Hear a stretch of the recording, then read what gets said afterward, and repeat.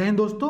हमारी जो मेंस की सीरीज चल रही है उसके अंतर्गत आज जो यहाँ पर क्वेश्चन दिया गया आप लोगों के लिए, एक बार क्वेश्चन को पहले पढ़ते हैं और समझते हैं कि क्वेश्चन को हम लोग कैसे ब्रेक करेंगे, फिर क्वेश्चन की डिमांड क्या है और फिर क्या हमारा इंट्रोडक्शन, मेन बॉडी, कंक्लूजन होना चाहिए। इन सारे पॉइंट्स पर यहाँ पर डिस्कशन किया जाएगा। ठीक है, देखो भाई, सबसे पहले अगर हम क्वेश्चन को ध्यान से देखें यहाँ पर, तो क्वेश्चन क्या कह रहा है कि explain the challenges facing by the wetland. मतलब कि राज्य में, इन द स्टेट की बात कर रहा है कि राज्य में जो वेटलैंड्स है उनके सामने कौन कौन सी चुनौतियां विद्यमान है उनको बताइए।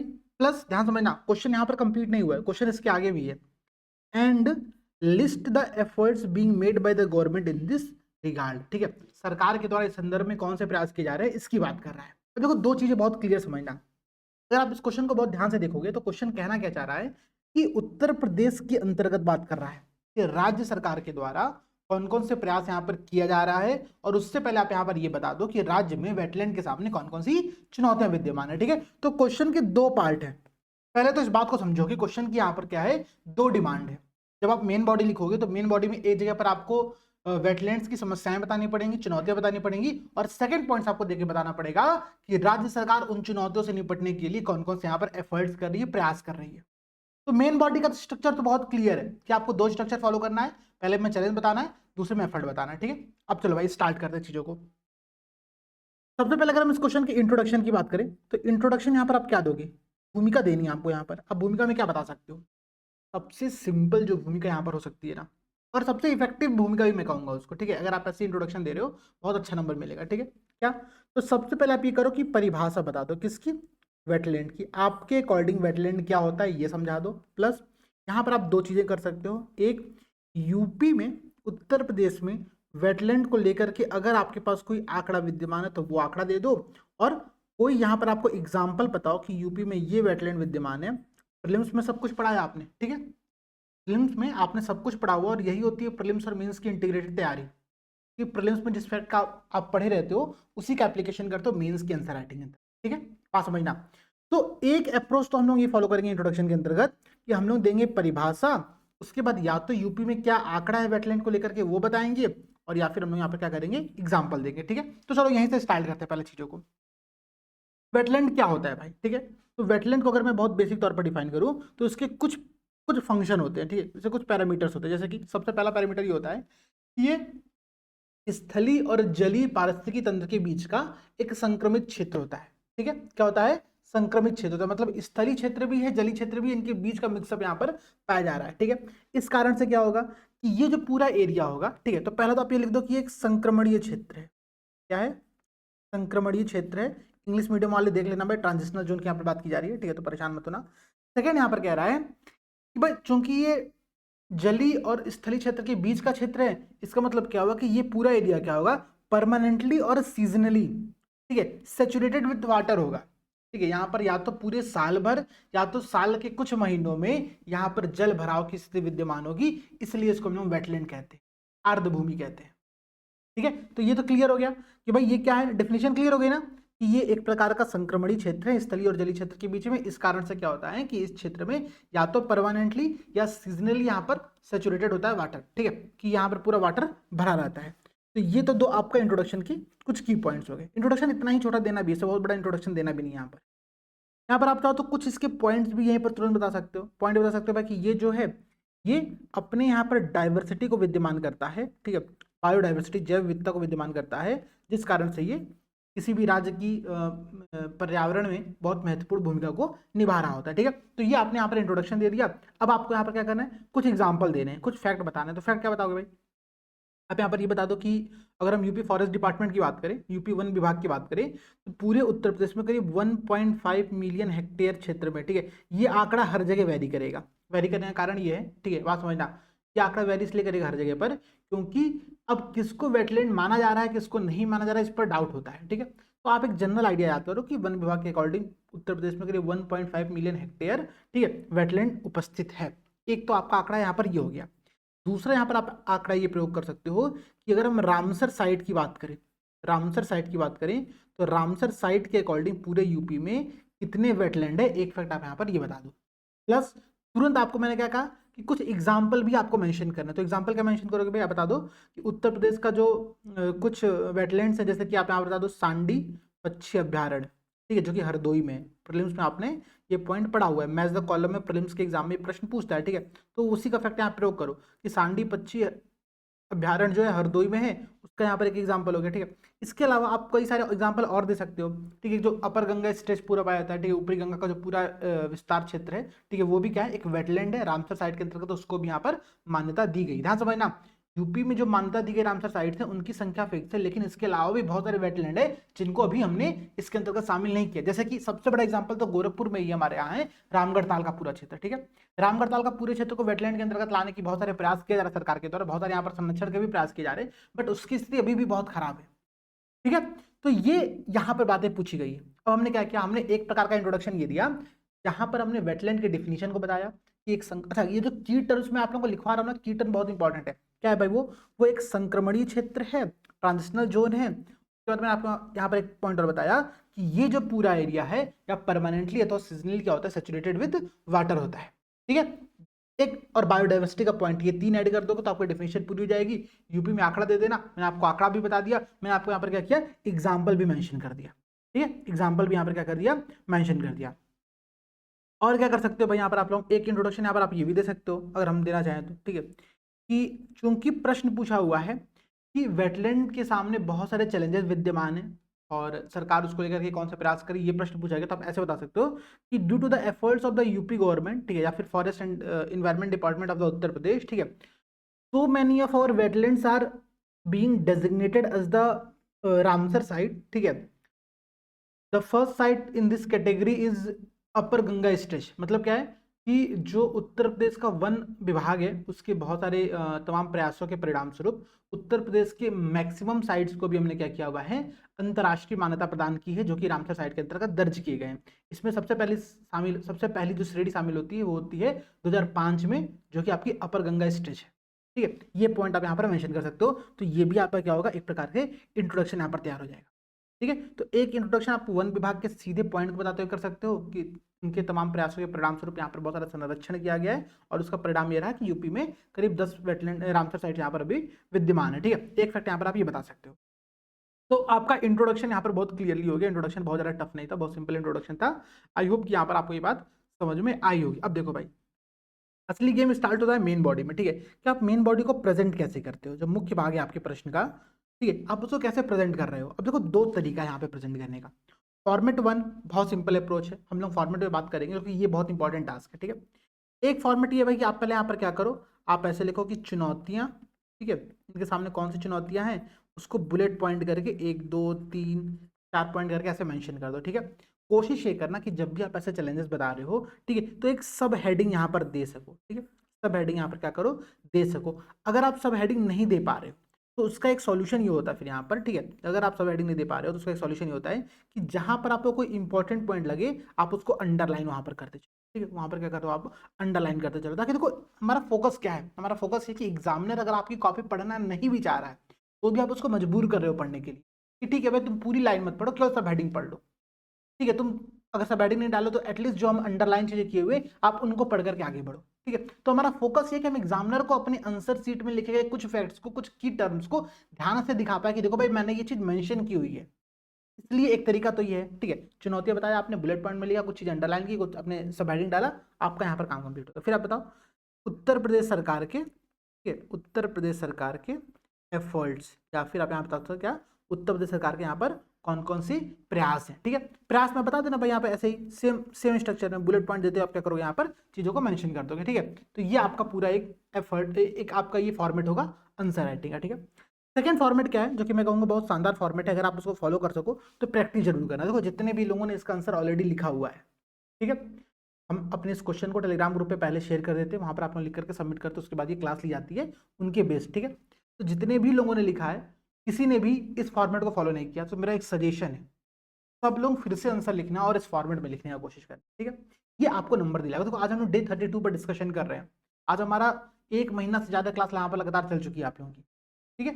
तो डे 32 के इस डिस्कशन से आप कुछ नए पॉइंट सीखो और उसको लिखने के लिए आप इसको फिर से लिखो एक बार, ठीक है। करना क्या है, आपको यहाँ पर टेबल फॉर्मेट का उपयोग करना है, ठीक है।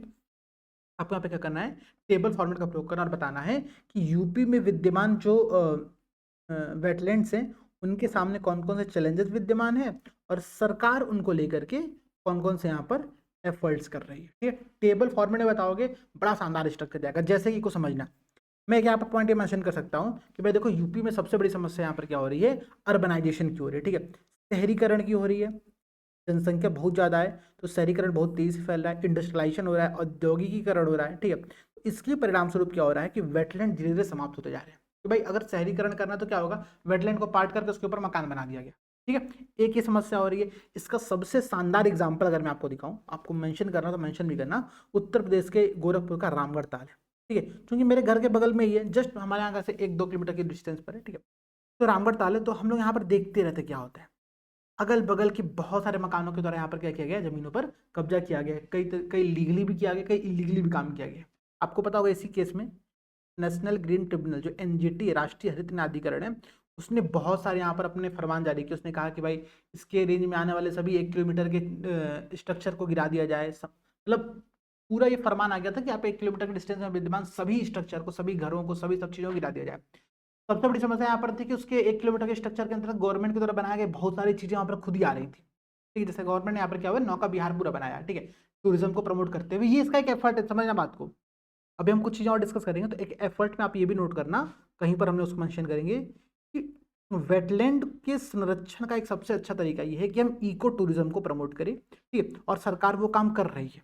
ठीक है, जैसे नौका विहार का पूरे क्षेत्र को हम क्या कर रहे हैं, टूरिज्म के थ्रू प्रमोट कर रहे हैं। टूरिज्म को प्रमोट करने से तो 2-3 फायदा होता है। जिस क्षेत्र में आज यहाँ पर मतलब डेली हजारों की भीड़ आती है, पहले वहां पर क्राइम होते थे। ठीक है, अभी उससे फायदा क्या हुआ है कि इको टूरिज्म को जब हमने प्रमोट करना स्टार्ट किया, तो एक तो बहुत बड़ी संख्या में लोग आना स्टार्ट किए और उससे आजीविका के नए अवसर उत्पन्न हुए। वहां पर आपको बहुत सारी दुकानें दिख जाएंगी, बहुत सारे आपको स्ट्रीट वेंडर्स दिख जाएंगे जो कि वहां पर अपने सामानों को बेच रहे होते हैं।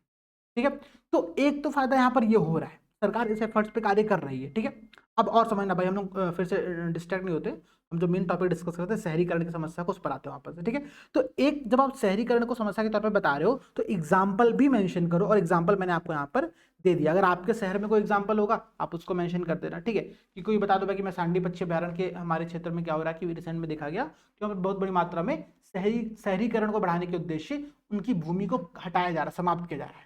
आप उस समस्या को मेंशन कर सकते हो यहाँ पर। ठीक, एक तो आपका ये पॉइंट हो गया। अब अगर सरकार इस संदर्भ में कोई प्रयास कर रही है तो उस प्रयास को आप मेंशन कर दो, जैसे कि मैं वही कहूँगा, नेशनल ग्रीन ट्रिब्यूनल और राज्य सरकार मिलकर के इस क्षेत्र में क्या कर रहे हैं, बहुत सारे एफर्ट्स कर रहे हैं। ठीक है, आप एक पॉइंट यहाँ पर मेंशन कर दिया। अच्छा, अगला पॉइंट देखो भाई, अगला पॉइंट यहाँ पर क्या चैलेंज के अंतर्गत आप यहाँ पर ये बता सकते हो, सबसे बड़ी समस्या ये है कि यूपी में क्या है ना कि जनसंख्या बढ़ रही है, तो हमको एग्रीकल्चर के अवसर अपॉर्चुनिटी को बढ़ाना पड़ रहा है। जब कृषि का विस्तार हो रहा है तो 2 समस्याएं उत्पन्न हो रही है। समस्या क्या है भाई, एक समस्या तो यहाँ पर ये उत्पन्न हो रही है कि कृषि के विस्तार के उद्देश्य धान की खेती जब की जा रही है, धान की खेती करने के लिए हम क्या कर रहे हैं, वेटलैंड का अधिग्रहण करते जा रहे हैं। ठीक है, जो वेटलैंड्स थी वहां पर हम धान की खेती स्टार्ट कर दिया। ठीक है, तो क्या हो गया भाई, जो परमानेंटली वाटर से लॉक्ड रह रहा था अब वो क्या हो गया, वो केवल सीजनली रह रहा है। धान का खेत भी एक प्रकार का वेटलैंड है, मैनमेड वेटलैंड माना था। ठीक है, मानव निर्मित आर्द्र भूमि माना जाता है उसको। ठीक है, लेकिन क्या हो रहा है भाई, वो केवल कुछ समय के लिए हो रहा है। तो एक समस्या यहाँ पर ये उत्पन्न हो गई। दूसरी समस्या यहाँ पर क्या हो रही है भाई, कि हमको इरिगेशन करना है। ठीक है, हमको सिंचाई करनी है। अब सिंचाई करने के लिए हम क्या कर रहे हैं, यहाँ पर वेटलैंड के वाटर का ही प्रयोग कर रहे हैं, यहाँ के जल का प्रयोग कर रहे हैं। तो यहाँ का जल क्या हो रहा है, धीरे धीरे इसका जो ग्राउंड वाटर का लेवल है, ठीक है, वो क्या हो रहा है, धीरे धीरे डिक्लाइन होता जा रहा है। तो एक समस्या यहाँ पर ये भी उत्पन्न हो रही है। ये समस्या समझना बहुत अच्छी सी समस्या मैं आपको बता रहा हूँ। ठीक है, अब इसका सॉल्यूशन क्या है, देखो सॉल्यूशन सरकार यहाँ पे क्या कर रही है, सरकार कर रही है कि ठीक है आप यहाँ पर एग्रीकल्चर मत करिए, आप यहाँ पर एक काम कर सकते हैं, आप कर सकते हैं मत्स्य पालन। ठीक है, आप यहाँ पर क्या कर सकते हैं, मत्स्य पालन कर सकते हैं। इससे क्या हो रहा है, किसानों की आय भी यहाँ पर बढ़ेगी। ठीक है, उनको एक सेकंड अवसर भी यहाँ पर मिलेगा। ठीक है, और ये भी चीज़ हो रही है साथ साथ में। ठीक है, कि भाई ठीक है, एग्रीकल्चर के लिए हमको उसकी ज़मीन को अधिग्रहण नहीं करना पड़ रहा है। एक पॉइंट आप यहाँ पर ये मेंशन कर सकते हो। और समझो क्या कर सकते हैं भाई हम लोग, आप बताओ यहाँ पर कि क्लाइमेट चेंज के कारण से भी क्या हो रहा है कि इतनी गर्मी पड़ रही है, 50 डिग्री सेल्सियस टेम्परेचर जा रहा है। तो क्लाइमेट चेंज के परिणाम स्वरूप यहाँ पर क्या हो रहा है कि चीज़ें समाप्त हो रही हैं। ठीक है, यहाँ पर चीज़ें क्या हो रही है, वहाँ पर जल सूख रहा है, भूमि सूखती जा रही है, वेटलैंड कम होता जा रहा है। ठीक है, एक समस्या यहाँ पर ये भी आ रही है। इसके अलावा अभी हम चार्ट टेबल पर आएंगे, अभी हम ये जो पूरा हमारा चार्ट तो चार्ट पर हम लोग आएंगे। और समझो पॉल्यूशन के कारण से यहाँ पर क्या हो रहा है, ठीक है, ये बहुत ज़्यादा प्रदूषित हो रहा है। जैसे कि हमारा एग्जांपल रामगढ़ ताल है, बहुत ज़्यादा प्रदूषित है, मतलब हद से ज़्यादा प्रदूषित है। गोरखपुर के 50% जो वाटर वेस्टेज होता है, ठीक है, चाहे वो डोमेस्टिक हो चाहे इंडस्ट्रियल हो, ठीक है, डायरेक्टली वो रामगढ़ ताल में ही जाता है, ठीक है। कोई सॉल्यूशन नहीं। अभी सरकार बहुत सारे एसटीपी पे काम कर रही है, सीवेज ट्रीटमेंट प्लांट सरकार ने बनाया हुआ है, बट अब यहाँ पर देखो, अब देखो पॉल्यूशन हो रहा है। अब एक सॉल्यूशन बता दो, सीवेज ट्रीटमेंट प्लांट सरकार कर रही है ताकि वेटलैंड में डायरेक्टली क्या हो, किसी प्रकार का प्रदूषित जल ना गिराया जाए, ठीक है। एक आप सॉल्यूशन ये बता दो, आप सॉल्यूशन यहाँ पर एक ही बता दो कि सरकार क्या कर रही है, सिंगल यूज प्लास्टिक को, ठीक है, इन क्षेत्रों से बैन करने का प्रयास कर रही है और यूपी सरकार इस संदर्भ में कार्य कर रही है, ठीक है। आप इस बात को मेंशन कर दो, ठीक है। और समझो भाई, हम यहाँ पे क्या बता सकते हैं कि यहाँ पे इलीगल कब्जा किया जा रहा है, अवैध कब्जा किया जा रहा है, ठीक है, अवैध कब्जा किया जा रहा है।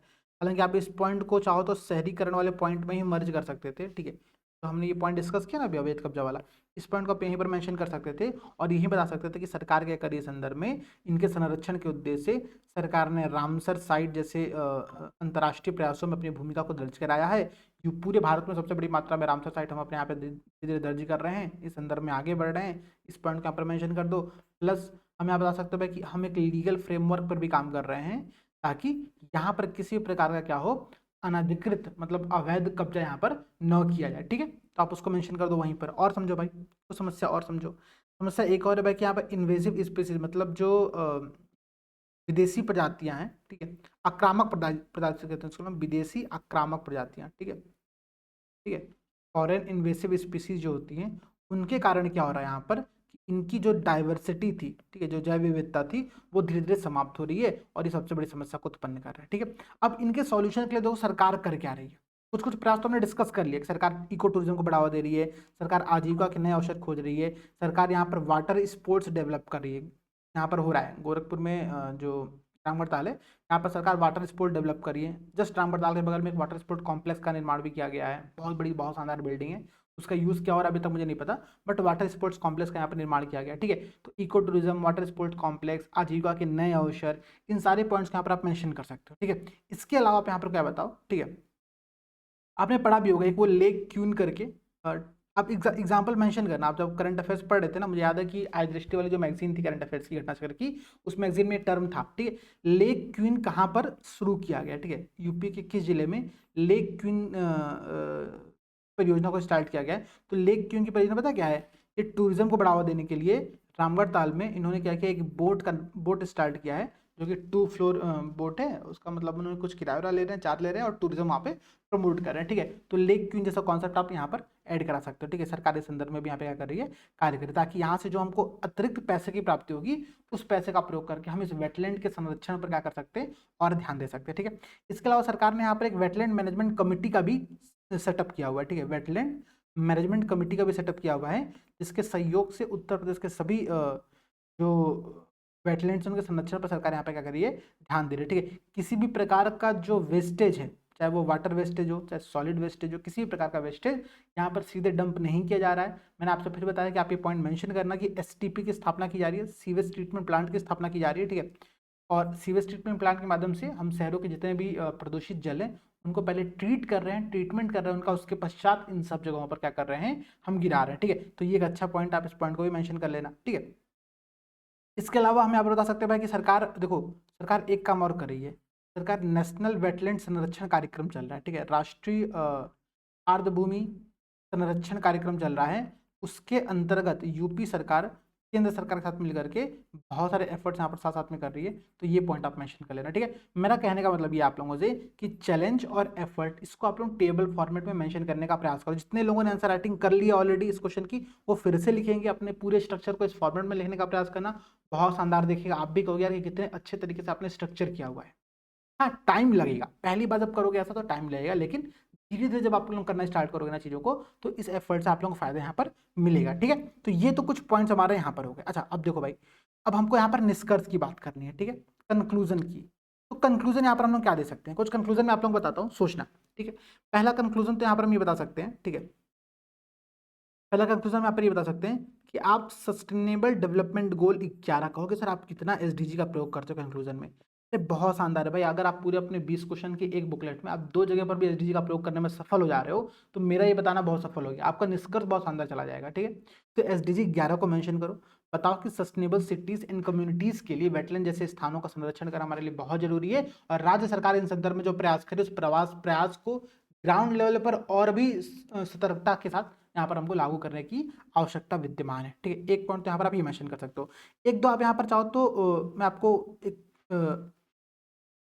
पॉइंट बता रहा हूँ, आप उसको भी निष्कर्ष में प्रयोग कर सकते हो। जैसे कि आप बताओ कि जो यूपी है, ठीक है, यूपी में करीब 1.2 लाख वेटलैंड है। मैंने फिर से आपसे कहा था ना, ध्यान समझना, क्योंकि वेटलैंड की साइज पर डिपेंड करता है कि आप उसको वेटलैंड मान रहे हो नहीं मान रहे हो। तो यूपी में औपचारिक और अनौपचारिक तौर पर करीब 1.2 लाख वेटलैंड पाए जाते हैं। ठीक है, ये कहता है फॉरेस्ट डिपार्टमेंट की। फॉरेस्ट के बाहर, समझना बात को, फॉरेस्ट के बाहर जो है यूपी के जितने भी फॉरेस्ट हैं, जंगल, उनके बाहर करीब 1.2 लाख वेटलैंड पाए जाते हैं।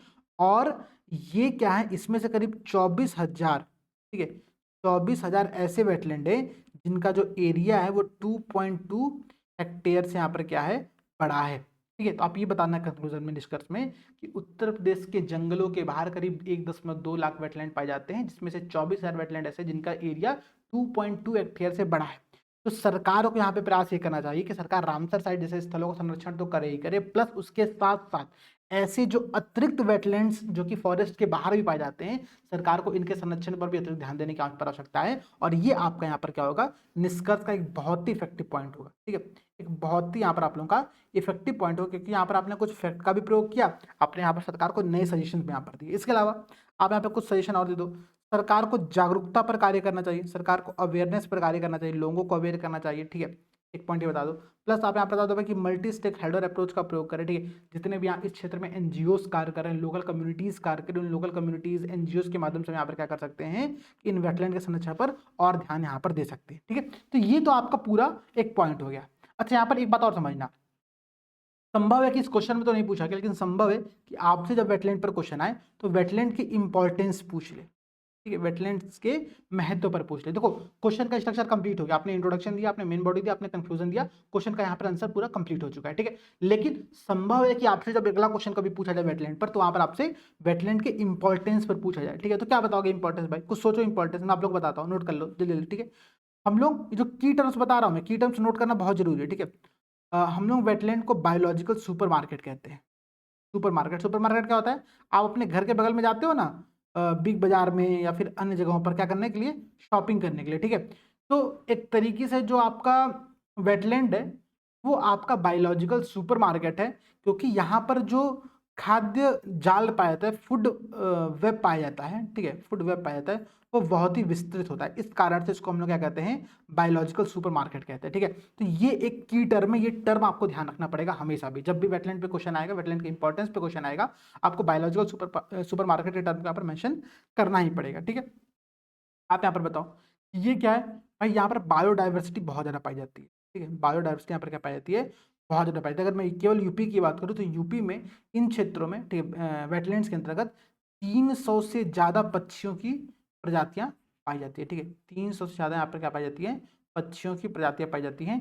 ये एक आपका आंकड़ा है, इस आंकड़े को भी यहाँ पर आप लोग क्या कर सकते हो? मेंशन कर सकते हो। आप यहाँ पर ये बता सकते हो कि अगर मैं हैदरपुर वेटलैंड की बात करूँ, ठीक है, अगर मैं हैदरपुर वेटलैंड की बात करूं तो हैदरपुर वेटलैंड में अकेले, ठीक है, करीब 25,000 पक्षियां यहाँ पर रहती हैं। ठीक है, यहाँ पर क्या है? 25,000 पक्षियां, जो कि या तो माइग्रेशनल हैं या फिर कहीं और से आती हैं, बट कुछ भी है, यहाँ पर 25,000 पक्षियां जो हैं वो यहाँ पर पाई जाती हैं। ठीक है, ये एक आपका पॉइंट हो गया जो कि आपको बायोडाइवर्सिटी के इसके इंपॉर्टेंस को बता रहा है। ठीक है, आपने क्या बताया? आपने बताया कि यहाँ पर 300 से ज़्यादा पक्षियों की प्रजातियां पाई जाती हैं, स्पीसीज पाई जाती हैं बर्ड की। इसके अलावा हैदरपुर वेटलैंड में आप बता सकते हो यहाँ पर एक आंकड़ा, यहाँ पे करीब 25,000 पक्षियां पाई जाती है। ठीक है, ये मैं आपको आंकड़े बता रहा हूँ, आंकड़े नोट कर लेना, कहीं ना कहीं पे इसका एप्लीकेशन आपको करना ही पड़ेगा। ठीक है, और समझो भाई, आप यहाँ पर एक और की टर्म को याद करो। ठीक है, जो वेटलैंड होता है उसको हम लोग कहते हैं किडनीज